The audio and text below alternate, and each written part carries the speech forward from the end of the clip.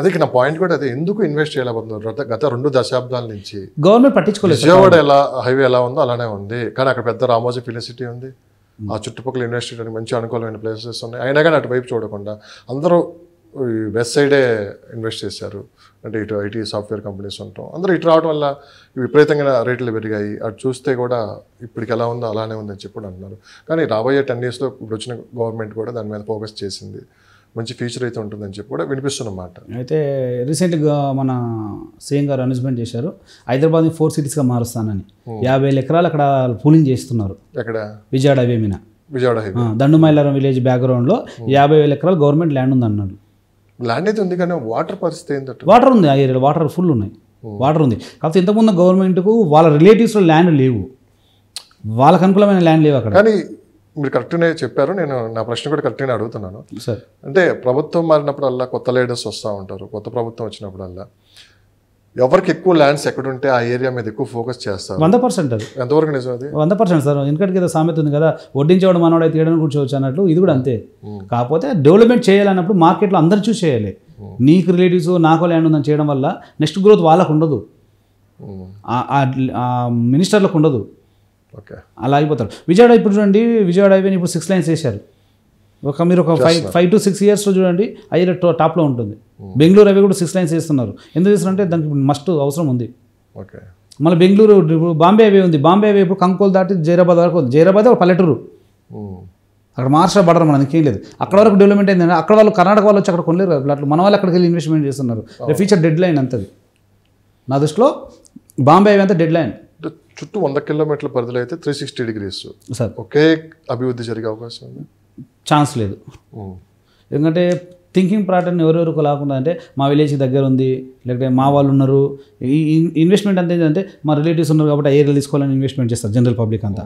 అంటే వాన్ అవసరం చేయడు, మా రిలేటివ్స్ ఉన్నారు, మా అక్క ఉంది, మా తమ్ముడు, మా తెలిసిన వాళ్ళు ఉన్నారు అని ఆ ఇన్వెస్ట్మెంట్ అక్కడక్కడ చేస్తుండడం వల్ల 10 మంది ఎక్కువ మంది ఒక దగ్గర ఉండడం వల్ల ఇంకో ఏరియా కొనలేరు కదా, దానివల్ల ఆగిపోయే ఛాన్స్ ఉంది. మనకి 2000 నుంచి తీసుకున్నామంటే 2000 నుంచి 2004 దాకా ఒక భూమి ఉంది, భూమి కాదు అసలు. 2006 నుంచి 2009 దాకా ఒక మార్కెట్ ఉంది సార్. 2009 నుంచి 2014 దాకా మార్కెట్ కొంచెం కొలాబరేషన్ అయింది. తర్వాత తెలంగాణ వచ్చింది. తెలంగాణ వచ్చిన తర్వాత ఈ 10 yearsలో ఎంత గ్రోత్ మీరు చూశారు సిటీలో? రియల్ ఎస్టేట్ సిటీ తెలంగాణ మొత్తం వండర్ఫుల్ గ్రోత్ జరిగింది సార్. మొత్తం నేను పాత గవర్నమెంట్ని తిట్టుకుంటాను ఒక విధంగా. తెలంగాణలో మా మహబూబ్నగర్ డిస్ట్రిక్ట్ తప్ప, మా ఉమ్మడి మహబూబ్నగర్ డిస్ట్రిక్ట్ తప్ప పాత గవర్నమెంట్ మిగతా డిస్ట్రిక్ట్ చేసినంత గవర్నమెంట్ అక్కడ చేయలేదు. ఎందుకు చేయలేదు? స్వార్థం కాదా? ఇప్పుడు కరీంనగర్ చూడండి, మోడల్ హైదరాబాద్ అయింది. గజ్వేల్ సిద్దిపేట చూడండి ఎలా అయింది డెవలప్మెంట్. ఇక్కడ ఇన్వెస్ట్మెంట్ ఇక్కడ తీసుకురాలేదు ఆప్షన్స్. అంటే ఒక అడ్వైజర్గా చెప్తున్నావా, ఒక ప్రాంతవాసిగా చెప్తున్నా? నేను అడ్వైజర్గా చెప్తున్నాను. ఇప్పుడు నాకు దాంతో సమలేదు సార్. నేను మార్కెట్ హైదరాబాద్ ఉంటున్నా, నాకు ఈ సీఎం చేసే డెవలప్మెంట్ ఆ సీఎం చేస్తే ఆ ప్రతిఫలం నేను పొందుతున్నా. డెవలప్మెంట్ చేస్తే ప్రతి ఒక్కరికి ప్రతిఫలం అందుతుంది సార్. అక్కడ గ్రోత్ అయింది అనుకో, ఇన్వెస్ట్మెంట్ ఇంకా పెరుగుద్ది కదా, సిటీకే మంచిదే కదా అది. ఇప్పుడు హైదరాబాద్ అనేది ఇండియా మొత్తం ఇక్కడ ఎందుకు టర్న్ అవుతుంది? పొలిటికల్ కూడా వింగ్ ఇక్కడ ఎందుకు ఏర్పడాలని ట్రై చేస్తారు? ఇక్కడ గ్రోత్ ఉంది. నేను ప్రాంతం వాడికి చెప్పట్లేదు, నా కష్టం నాది. ఏ మినిస్టర్ నాకు రేవంత్ గారు ఏమి ఇవ్వరు, సీఎం గారు ఇంతకున్న సీఎం కూడా ఏమి ఇవ్వరు. గవర్నమెంట్ వచ్చి దాదాపు ఇప్పటికి 4 months అవుతుంది సార్. మామూలుగా బేసిక్ ఏంటంటే 1 month 2 months మార్కెట్ డల్గా ఉంటాం కామన్ ఎలక్షన్లు వచ్చినప్పుడు. ఇప్పటికీ మార్కెట్ అలానే ఉండిపోయింది.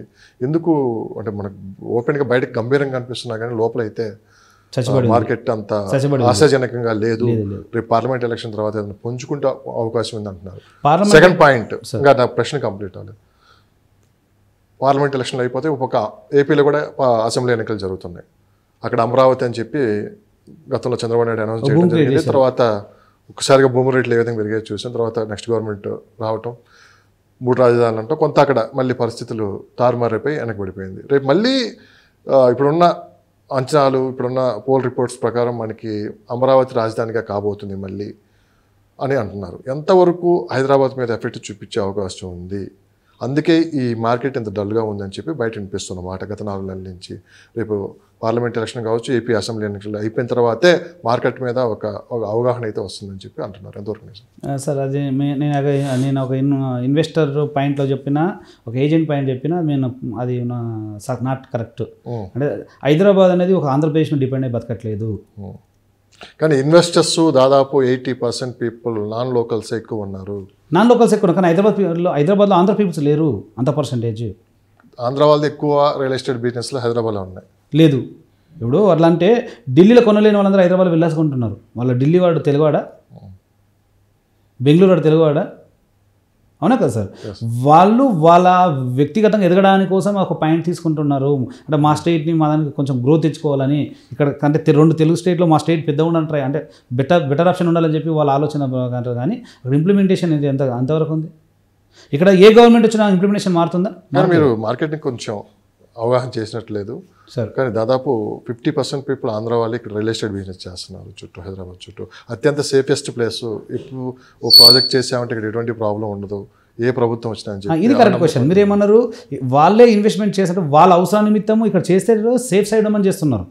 అక్కడ ఉంటే ఫ్లక్చుయేషన్ ఉంది, ఇక్కడ ఫ్లక్చుయేషన్. అడిగిన ప్రశ్న కూడా అదే మీకు. అది అవునా, నాకు అర్థమైంది. మీరు వాళ్ళు ఎక్కువ మంది కొంటున్నారు కదా, అంటే ఇన్వెస్ట్మెంట్ వాళ్ళు ఏంది వెంచర్లు ఇస్తున్నారు, కానీ వాళ్ళు ఇన్వెస్ట్మెంట్ చేయట్లేదు, వాళ్ళు బిజినెస్ చేస్తున్నారు. మన దగ్గర మీరు అనేది ఇన్వెస్ట్మెంట్ చేస్తున్నారు, ఇన్వెస్ట్మెంట్ ఆప్షన్ వాళ్ళది లేదు, అందరిది ఉంది ఇక్కడ. కానీ గ్రోత్ విషయంలో వచ్చిన వాళ్ళకి వాళ్ళు ఏంటంటే మార్కెట్ని బిజినెస్ చేస్తున్నారు ఇక్కడ. అది వాళ్ళకి ఒక ప్లస్ పాయింట్ అయింది ఫస్ట్ నుంచి, నాటి ఇప్పుడు కాదు. వాళ్ళు ముందు జాగ్రత్తగా ఏంటంటే తెలంగాణ సేఫ్, పెట్టిన ల్యాండ్ లైన్ సేఫ్ ఉన్నాయి, సెక్యూరిటీ పరంగా ఉంది, అంటే ఇష్యూస్ జరగవు, గొడవలు ఉండవు, అంటే ఈ ఫ్యూచర్ డెవలప్ ఈ కులాల విధంగా కూడా డిస్టర్బెన్స్ ఉండదు ఎప్పుడు తెలంగాణలో. ఆ పాయింట్ అందరికీ తెలుసు. అంటే తెలుగు వాళ్ళు ఉన్నారు, టాటా వాళ్ళు చేస్తున్నారు, పెద్ద కంపెనీ ఇండియాలో. టాటా కూడా హైదరాబాద్లో రియల్ ఎస్టేట్ చేస్తుంది కదా. ఏరియా అండి కంపెనీ కన్స్ట్రక్షన్స్ ఉన్నాయి, మన వెస్ట్లో మార్కెటింగ్ చేస్తున్నారు, టాటా ప్రాజెక్టులు ఉన్నాయి. ఓకే, వాళ్ళు దేన్ని నమ్ముకొని వచ్చారు? వారన్ బఫెట్ ఇన్వెస్ట్మెంట్ చేశాడు, దేన్ని నమ్ముకొని పెట్టాడు? వారన్ బఫెట్ కూడా రీసెంట్లీ ఇన్వెస్ట్మెంట్ చేశారు, దేని పే చేసుకొని పెట్టారు? ముఖేష్ అంబానీ వాళ్ళు కూడా ఇక్కడ ఇన్వెస్ట్ చేస్తారు, అంటే తీసి పెట్టుకున్నారు. ప్రాజెక్ట్ లాంచ్ చేయబోతున్నారు. అంటే సార్ ఈ పెద్ద పెద్ద బిజినెస్ మ్యాన్ ఏంటంటే విజన్ వాళ్ళది డిఫరెంట్ ఉంటుంది, మనం ఎవరికి అంచనా కానీ విజన్. వాళ్ళు ఏ ప్రాజెక్టు లాంచ్ చేయాలనుకుంటారా, ల్యాండ్ పూల్ చేయాలనుకుంటే తెలియదు ఎవరికి. ఇప్పుడు ఎక్కడో ఢిల్లీ నియర్ బై ఏరియాలో 200 ఎకరాలు అవేమి తీసుకున్నట, అక్కడ ఏం చేయలేని పరిస్థితుల్లో వెంచర్లు ఇస్తున్నారు. అలా తీసుకుంటే వాళ్ళు కంపెనీ పెట్టవచ్చు, ఇన్వెస్ట్మెంట్ పర్పస్ తీసుకొని కొన్న తర్వాత వెంచర్ కూడా వేయచ్చు. కానీ ఫ్యూచర్లో బడా టాప్ కంపెనీస్ మొత్తం హైదరాబాద్ చుట్టుపక్కల ఇన్వెస్ట్ చేయబోతున్నాయి రియల్ ఎస్టేట్లో. అది పర్టికులర్గా జరుగుతుంది. నా దగ్గర నాకున్న ఇప్పటి వరకు ముంబై, బాంబే, చెన్నై, బెంగళూరు వరకు ఇన్వెస్ట్ చేశారు. ఇప్పుడు పరిస్థితి అక్కడ తారుమారు అయిపోయింది. ఇంకా ఇప్పటికి ఒక 20 నుంచి 30 years వరకు అత్యంత సేఫ్ ఇక్కడ ఇన్వెస్ట్ చేస్తే ఎటువంటి భయాందోళన అవసరం లేదని చెప్పి కూడా పెద్ద పెద్ద కంపెనీస్ కూడా ఇటువైపే చూస్తున్నాయి అంటారు. సో అంత పెద్ద కంపెనీస్కి ఇటు వస్తే చిన్న చిన్న వాళ్ళ పరిస్థితి ఏంటండి? ఇంకొంచెం బెటర్ ఆప్షన్ డెవలప్మెంట్ జరుగుతుంది, రేటు పెరుగుతాయి, ఇంట్రెస్ట్ పెరుగుతుంది, వచ్చే మార్జిన్ పెరుగుతుంది. ఫైనల్గా ఏదైనా డెవలప్మెంట్ జరుగుతుండాలి, నిరంతరం ప్రక్రియ అది. అది ఎప్పుడు ఎవరు ఆపే ఛాన్స్ లేదు దానికి. అంత పెద్ద ఇన్వెస్టర్ వచ్చినప్పుడు మనకు కూడా మంచిదే కదా సార్. మన వాల్యూ కనీసం అంటే మనం 100 గజాలు 200 గజాలు వాల్యూ పెరుగుద్ది, ల్యాండ్ పెరగకపోయినా వాల్యూ పెరుగుద్ది కదా. ఒక 2000లో మన దగ్గర ఐటీ కంపెనీ చాలా తక్కువ. ఇప్పటికి ఐటీలు ఉన్న గవర్నమెంట్ అఫీషియల్ ఉన్న ఐటీలు మూడే ఉన్నాయి అయితే వాళ్ళు గవర్నమెంట్ అఫీషియల్గా. ఒకటి వెస్ట్లో ఉన్న సైబర్ టవర్, రామంతపూర్ ఒకటి, మనకు వచ్చేసి ఆదిపట్ల గవర్నమెంట్ అఫీషియల్ టవర్. కానీ ఆ 3 గవర్నమెంట్ అఫీషియల్, ఇంకొక 100 పెడితే ఏంటి పరిస్థితి? 100 సెంట్రల్ గవర్నమెంట్ అఫీషియల్ పెడితే ఏంటి? గ్రోత్ పెరిగినట్లే కదా. కానీ వీళ్ళందరూ ఇన్వెస్ట్మెంట్ పెడుతున్నారంటే హైదరాబాద్కి అంత గ్రోత్ ఉందని నేను అర్థం. ఇప్పుడు పక్కకున్న మన తెలుగు స్టేట్ అయినా అక్కడ ఎందుకు పెట్టట్లేదు? అంటే ఇక్కడ ఆ ఫ్లక్చుయేషన్ లేదు, అంటే ప్రాంతాల వద్దగా ఇక్కడ విభేదాలు లేవు. ఈ డక్కన్ ఫ్యూచర్లో వాటర్ ప్రాబ్లం లేకుండా 111G బాగుంది. అది ఎప్పటికీ మనకు సేఫ్ దాని ప్రీవియస్ గవర్నమెంట్ దాని మీద ఒక నిర్ణయం తీసుకుంది, మరి కొత్త గవర్నమెంట్ దాని మార్పులు చేర్పులు చేసే ఛాన్స్ ఉంది, చేయాలి కూడా సార్. ఇప్పుడు నిన్న రీసెంట్ మనకు వాటర్ ప్రాబ్లం వచ్చింది బెంగళూరులో, మళ్ళీ గండిపేట వాటర్ తాగుదామన్నారు, తను వద్దన్నాడు, తాగుదామన్నాడు. మంచిదే కదా, తీసుకోవాలి. మంచి అయితే మనం ఇంప్లిమెంట్ చేస్తున్నప్పుడు మనం యాక్సెప్ట్ చేయాలి. దాని అదే తెలంగాణకు మెయిన్, హైదరాబాద్కు మెయిన్ గుండెకాయ అది 111G ఒకటి, కృష్ణా గోదావరి జలాలు. మనకి హైదరాబాద్ నీటి ప్రాబ్లం. ఇంకోటి మన దక్కనపేట భూకంపాలు వచ్చే ఛాన్స్ తక్కువ, క్లైమేట్ ఉంది. ఇక్కడ సమశీతోష్ణ వాతావరణ పరిస్థితి, ఇక్కడ అందరు ఫంక్షన్లు జరుగుతాయి, అందరు ఫంక్షన్ చేసుకోవచ్చు, ఇక్కడ అందరు పండుగలు చేసుకోవచ్చు. వేరే స్టేట్కి పోతే అది ఉండదు, అది ఏ స్టేట్కి వెళ్ళినా అది ఉండదు. మన దగ్గర ఈ లాంగ్వేజ్ మాట్లాడడం రూల్ కూడా లేదు. అన్ని లాంగ్వేజెస్ అదర్ స్టేట్స్కి వెళ్తే లాంగ్వేజ్ ప్రాబ్లం కూడా ఉంది, మన దగ్గర అది కాదు. ఇక్కడ 5,000 సంపాదించుకుని బతకొచ్చు, 5 కోట్లు సంపాదించుకుని బతకొచ్చు హైదరాబాద్ సెంటర్లో. అదొక ప్లస్ పాయింట్ హైదరాబాద్. దానివల్ల రియల్ ఎస్టేట్ మిగతా ప్రాంతాలతో పోల్చుకుంటే రేట్లు కూడా చాలా తక్కువ.